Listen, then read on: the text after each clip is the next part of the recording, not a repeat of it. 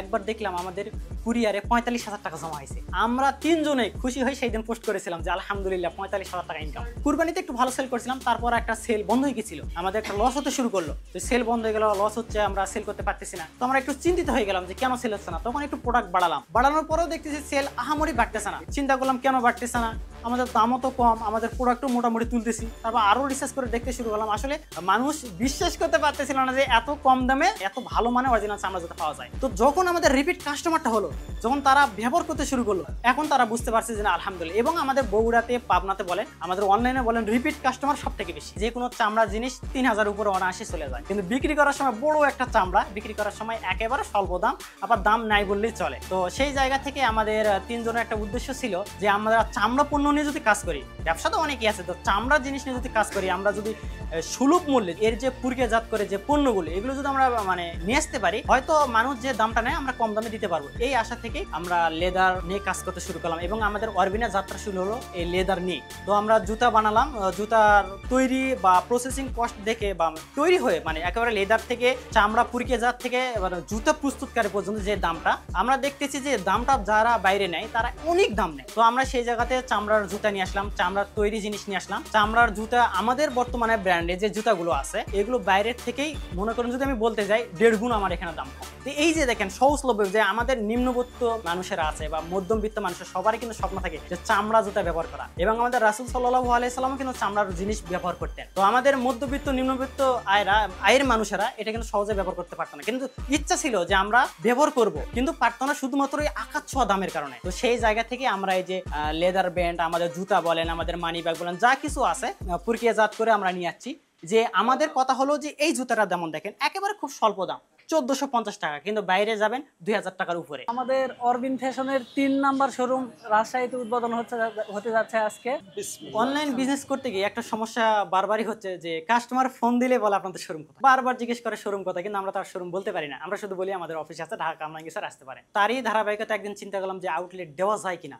তো আউটলেট দিতে গেলে তো অনেক খরচ। তো তারপর আমরা চিন্তা করলাম আচ্ছা আমরা রমজান মাসে 2024 সালে রমজান মাসে আমরা দেখতে গেছিলাম বগুড়া রানার প্লাজায়। তো সেখানে গিয়ে দেখতেছি একটা দোকান ছোট্ট 130 স্কোয়ার ফিট পছন্দ হয়েছিল। তো দেখতেছি সিকিউরিটি মোটামুটি 1,20,000 নিবে, ভাড়া আপনার 13,000 টাকা। তো আমরা তাও ডিসিশনে ছিলাম যে নিবো কি নিবো না। লাস্টে এক পর্যায়ে আমরা বললাম যে আচ্ছা আমাদের মাসে যদি এখান থেকে অফলাইনে সেল না হোক, লসও হয়, আমরা তিনজন তো 10,000 টাকা করে আমাদের এই যে একটা ইনকাম হয় 25,000 30,000 করে আমাদের পার মান্থ ইনকাম হয়, এখান থেকে যদি আমরা 10,000 টাকা করে এখানে দেই, তাহলে আমাদের শোরুমটা তো চললো, কিন্তু মানুষকে তো বলতে পারবো যে আমাদের শোরুম আছে, আউটলেট আছে, এই যে একটা সাহস। কিন্তু আমরা জানতাম না যে শোরুম দিতে কি কি লাগে। যখন শোরুম দিতে যায় বাস্তবতার শিকার অনেক কি হয়েছি। তো আমরা শোরুম দিয়েছিলাম শুধুমাত্র এই ক্যাজুয়াল প্রোডাক্ট দিয়ে। এটা আমাদের এখানে যে ক্যাজুয়াল প্রোডাক্টগুলো দেখতে পাচ্ছেন, এতটুকু ক্যাজুয়াল প্রোডাক্ট দিয়ে, আমাদের অন্য কোনো প্রোডাক্ট ছিল না, না মেয়েদের আইটেম, না ক্যাজুয়াল, না লোফার, অন্য কোনো প্রোডাক্ট ছিল না।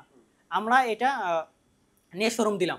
আমরা মনে করছিলাম শোরুম এভাবে সেল, কারণ আমাদের চিন্তা ছিল যে অনলাইন তো 2-3টা ডিজাইনই তো সেল করা যায়, অফলাইনেও ঠিক তেমনই হবে। কিন্তু আমরা তো আর জানতাম না যে অফলাইনে কাস্টমার আসবে, একটা দেখবে, আরেকটা দেখবে, পছন্দ হবে, এটা আর জানতাম না। কিন্তু আমরা আশেপাশে দোকানগুলো দেখি তারা কি করতেছে। তো আশেপাশে ব্র্যান্ডগুলোতে দেখলাম তাদের অনেক ডিজাইন, সেই হিসেবে আমাদের ডিজাইন অনেক কম। তার মানে আমাদের এই জায়গাতে ঘাটতি আছে। এই জায়গাতে যদি আমরা আরো ডেভেলপ করতে পারি, মনে হয় আমরা ভালো সেল করতে পারবো। তো এই তারই ধারাবাহিকতায় আমরা আরো ডিজাইন দিকে ফোকাস দিলাম, এবং পরবর্তীতে 4-5 মাস পরে আমরা তার পাশের দোকানটা আবার নিলাম। আর প্রথম দোকানটা নিয়েছিলাম মাত্র 129 স্কোয়ার ফিট। যখন থেকে আমি ডিজাইনে আসছি, আমার চোখ সবসময় মানুষের পায়ের দিকে থাকে। একটা কাস্টমার কি কি আইটেমে প্রোডাক্ট পরে আছে, মানে রিসার্চ করি। সারা নামাজ পর বা 10টা-11টা পর বসি, আমি রিসার্চ করতে করতে একদম রাত, মানে ফজর আজান দেয়, তখন আমি এখন তো ফজর আজান দেয়, তারপর নামাজ পড়ে আবার ঘুমাই। এখন যদি আমি একটা ডিজাইন রাখি, তাহলে তো কাস্টমার এটা বেশি দিনই করতে পারবে না। এখন আমি যদি কন্টিনিউ আমি আপডেট কালেকশন নিয়ে আসি, সেক্ষেত্রে কাস্টমার উৎসাহিত হয়ে এমন আমাদের প্রোডাক্টটা বেশি সেল হবে। এমন আমরা প্রোডাক্টগুলো আমরা মানে একটা নতুন আইটেম নিয়ে আসলাম, সেটা কাস্টমার পছন্দ হবে। আর একটা ডিজাইন থাকলে সেই ডিজাইনটা কপি হওয়ার সম্ভাবনা বেশি থাকে, কারণ এখানে মার্কেটটা কম্পিটিশন অনেক বেশি, যে এজন্য সবসময় ডিজাইনের উপর ফোকাস রাখতে হয়। আলহামদুলিল্লাহ এখন এটা বড় হয়েছে এবং আমরা সেখানে বিভিন্ন ভ্যারাইটিস আইটেম যুক্ত করছি আর কি। একটা কাস্টমার 1450 টাকায় একটা জুতা নেবে। আমি 1450 কেন বলতেছি, কারণ আমাদের শুরুটাই 1450, সব জুতা গণহারে দাম ছিল। তো 1450 জুতা নেবে, উনি যদি 1 বছর ওটা ইউজ করতে না পারে, তাহলে কিভাবে হলো? তো আমরা চিন্তা করলাম যে 1450 টাকায় 1 বছর না 1.5 বছর ইউজ করা যাবে, যদি কিছু তো এক থাকে, রুলস থাকে, সে যদি ব্যবহার করতে পারে। রাফ ইউজ করার জন্য আমাদের এই জুতোগুলি 1-1.5 বছর অনায়াসে ইউজ করা যায়। তো এই যে চামড়ার জুতো আমরা এত কম দামে দিচ্ছি, সুলভ মূল্য দিচ্ছি, এই জায়গাতে কাস্টমার আমাদেরকে চিনতে শুরু করলো। এটা কিন্তু 1-2 টাকার ব্যবসা না, এখন এসে বুঝতে পারতেছি এটা 20 টাকার ব্যবসা, কারণ এটার মার্কেট লেভেলটা অনেক বেশি হাই। এখানে আপনি যে কোনো জায়গাতে একটা ভালো প্রফারে একটা শোরুম নিতে গেলেও কিন্তু অনেক বড় একটা সিকিউরিটি দিতে হয়, যেটা আমাদের তরুণ উদ্যোক্তাদের জন্য খুব কষ্টকর হয়ে যায়। আমরা টাকা ইনকাম করবো ঠিক আছে, কিন্তু হারাম পথে তো যাবো না, সুতরাং আমরা সুদ তো এগুলা নিতে পারবো না। সেখান থেকে চিন্তা যে আমাদের ফ্যামিলি যাই কিছু করি ফ্যামিলিকে বলি। তো আমরা 3 জন মিলে বগুড়া শোরুম দেওয়ার পরে আমরা খামার দিয়েছিলাম, গরুর খামার। আমার বাসাতেই ছিল খামারটা, আমি দেখাশোনা করতাম, যদিও আমি নগাদে থাকতাম, কিন্তু এখান থেকে পরিচালনা করতাম আর কি। সেই খামার থেকেই আমাদের মনে করেন যে পাবনা শোরুম যখন আমরা দেই, খামারের আমাদের মোটামুটি 7-8টা গরু ছিল, আর সেগুলো এক একটা গরু বিক্রি করলাম 1,30,000, 1,35,000, 1,20,000, আবার কোনোটা 1,45,000, এভাবে বিক্রি করে সব টাকাটা ইনভেস্ট করেছিলাম আমরা পাবনাতে। তো তারপরও দেখলাম আমাদের টাকা হচ্ছে না।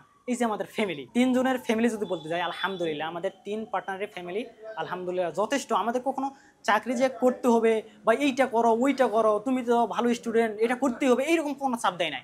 আমাদের স্বাধীনতা। আমরা বলছি আব্বু আমরা শোরুম দিব, যেমন আমার আব্বু যদি আমি বলতে যাই, আমার আব্বু বারবার একটু ভয় পায়, কিন্তু আমার আম্মা সাহস দিত।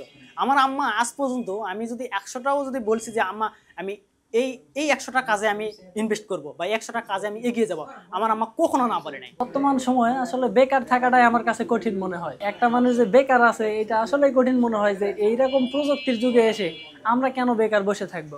এবং আমার একটা লক্ষ্য ছিল যে বাংলাদেশে যেহেতু আমি নিজে উদ্যোগ নিয়ে আমি ব্যবসা করি, ঠিক আছে, আমি আরো মানুষকে যেন উদ্যোক্তা তৈরি করতে পারি।